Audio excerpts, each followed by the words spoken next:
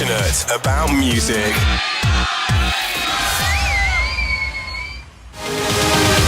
Producer on, would you stop fussing around? Right, do something. Can I just make a point? We're just about to speak to Jane Hill, our favourite newsreader, and we've got a video in the studio, and you're in front of it doing 3, 2, 1s. What's wrong with you? You've got a problem.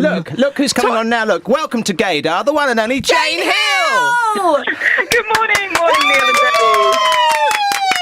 Well, listen, first of all, congratulations on making it into the Pink List. You've gone up really loads of places, number 33 in the Independent on Sunday Pink List. Thank you very much. Yes, I had to bribe them a lot of money to get that 50-point increase there. I'm sure you'll realise that. Yeah, this is great. New entry last year at 83, now in at 33, and we clutched our pearls, Jane. We clutched our pearls when we saw that.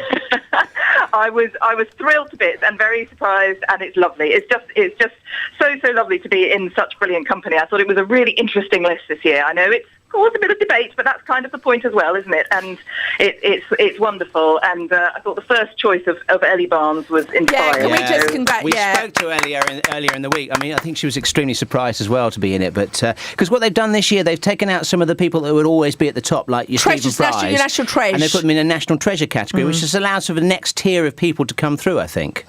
Yes, and I thought that's quite a good idea. It's quite important because hats off to Ian McKellen, for example, Sandy Toxic, people like that who are absolute stars and have worked so hard for so many years. I mean, just brilliant, both of them, and others as well. But if anything, you do need to start looking to the future as well, don't you? These lists never stay permanent, and I'm sure next year I won't be on it. It'll be another No, rubbish. The future's bright, the future's Jane. Are we speaking to you live from your makeup chair, Jane? I like the glamour of that. I like the glamour.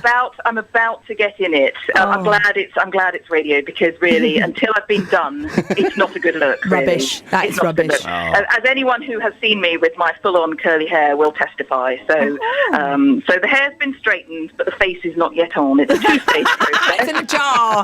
Do you enjoy your job? Do you enjoy it? I do love my job. I love my job most when it's busiest. I don't like a day that's a bit pedestrian and you sort of think, what have we been talking about for 3 hours? But you can imagine, my goodness, the last couple of weeks. I mean, I was on Thursday when they found Gaddafi, and that was absolutely extraordinary. And days like that really make the job. You think, I'm very, very lucky to be in this position where it's witnessing history and seeing all the pictures coming in live, and just the shock and the initial reports that he was found, and then was he dead, wasn't he dead? I mean, it was the most extraordinary day. So days like that, you feel very privileged, actually, to be in a job like this. Jane, can I ask you something? You first came to, definitely my attention when you were on News 24 throughout the night. I was like, oh, look. And my gaydar went off. And then you can imagine my happiness when you did an interview with Ariel, which is the BBC's in-house magazine, and you kind of said about your partner, Sarah, and that you live at home with 2 dogs, and you're just kind of very open about it. Was that quite a brave decision to do that? Do you know, it's so funny, Debbie.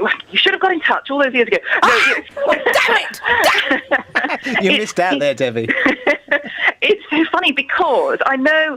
Oh, here we go. I mean, I know everyone always says she outed herself in the BBC in-house magazine. And it's kind of frustrating, that, actually, because I didn't consider myself to be outing myself, because if you actually read the interview, honest to God, 98% of that interview was about what it was like to work at Christmas, because it was the Christmas edition. It was the one that came out like 3 days before Christmas, and I happen to have worked quite a lot of Christmases, because you do when you work in news. There's no choice.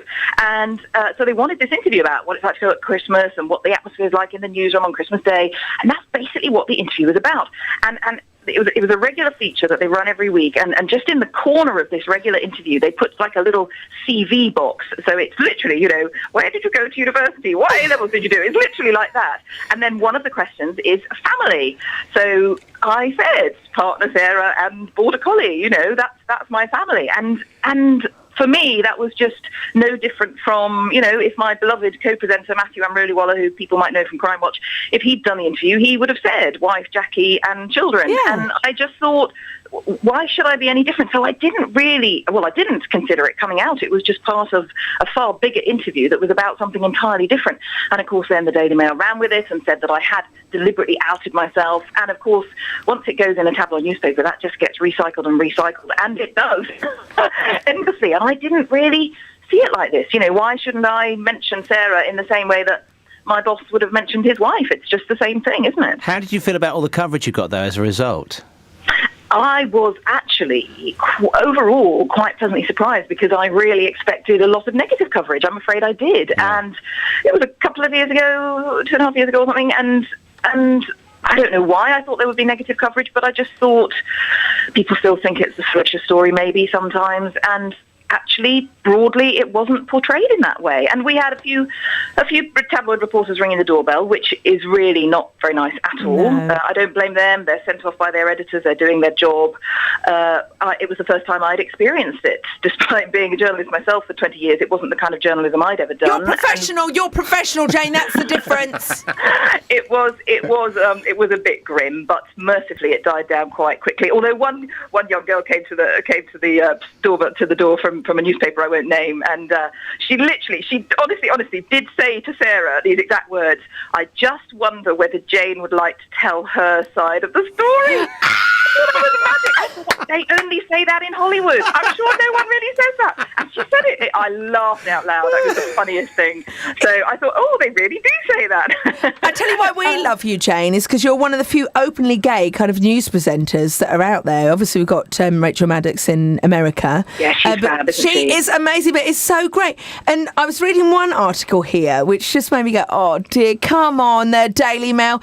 The headline is, I'll hold that up to the camera, Neil, male fans of BBC newsreader Jane Hill, brace yourself for disappointment. Have you read this article? It's just one of the worst things I've ever read in my life. And when you see things like that, you just go, you've made yourself look stupid. They have, not you. And it's great to see someone who's very proud and very out there doing your thing. So we love you, Jane. Oh, you're very kind. Well, I'm a big fan of Gaydar. Thank you, Debbie and Neil. So it's brilliant to be with you. I'm obviously sorry that I can't listen to the breakfast show quite as much as I'd like, because funnily enough, I kind of have to listen to the news in the morning, but it's off and on in the background. I'm sorry. One of the reasons I think you've made it to the Independent on Sunday list was you've lent your voice to the It Gets Better campaign. I was just wondering, were you ever a victim of bullying or teasing at school? Not at school, because, my God, at school, if I'd known I was gay, my God, how different my life might have been. No, I mean, I had no idea in those days, honestly. That's a story for another time. I was just fantastically naive, I think. But, no, not at school, because it wasn't at all an issue, and hasn't really become an issue till a bit later in life. And I've never gone through the really grim bullying. I mean, people say things, people make patronising comments sometimes, and I think that still goes on. But we all know, don't we, that there's been plenty of research done on it as to the number of children that do still get bullied at school, and it makes me feel quite sick, really, because I thought, God, that could have been me. Had I been more aware of who I was when I was at school, that could have been me. And obviously I was at school, 300 years ago, but that absolutely should not be happening today in 2011. It's extraordinary. And so I'm a big believer in stamping it out in schools, and education is the key to it. But sometimes don't you think, though, in those instances, it could also be more about educating the parents, because probably a lot of kids, if they're quite young, they're just repeating something they've heard at home. They don't necessarily know that it's wrong. And you think, what's going on in that household? So that's why, again, it's brilliant that a teacher, that Elly was at the top of that pink list, I think, because it all starts in the schools. Yeah, absolutely. Listen, we could talk to you all day. I know you've got a dash because you've got to do... you've got your eyeliner to put on, haven't you? There's a lot of eyeliner too. It'll only frighten the viewers if I go on without any, believe me. We've got to say there's lots of love coming through for you on Twitter and on Facebook. One from our very own Scott Roberts, who says, my favourite news presenter ever, Jane Hill, is chatting to Lil and Debbie. Vis-a-vis story for another time. Can we hold you to that and possibly get you in or come and interview you to chat more about... I'd love to come down. I'll come down to Gaydar Towers. Brilliant! That'd be brilliant. Thank you very much for giving up the time this morning. Really lovely talking to you, Jane Hill. Lovely to talk to you. Thank you very much. Passionate about music.